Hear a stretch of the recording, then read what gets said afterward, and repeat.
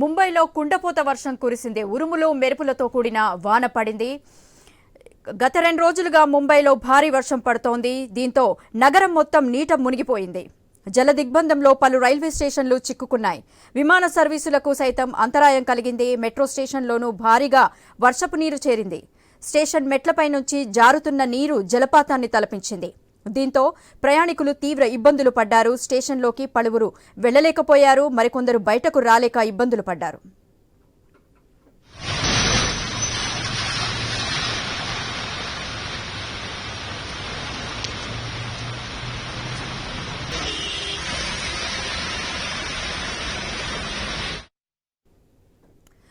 నూట 7 ఏళ్ల క్రితం నమోదైన వర్షపాతాన్ని ఈసారి కురిసిన వర్షం రికార్డు తిరగరాసింది. 135 మిల్లీమీటర్ల వర్షపాతం నమోదైనట్లు అధికారులు తెలిపారు. కొన్ని ప్రాంతాల్లో 10.5 సెంటీమీటర్లు, మరికొన్ని ప్రాంతాల్లో 55 మిల్లీమీటర్ల వర్షం నమోదైంది. భారీ వర్షం దెబ్బతో ముంబైలో డ్రైనేజీ వ్యవస్థ పూర్తిగా దెబ్బతింది. లోతట్టు ప్రాంతాల్లో ఇళ్లలోకి వరద నీరు చేరింది. అండర్ పాస్ల వద్ద బస్సులు, కార్లు వరదలో చిక్కుకుపోయాయి.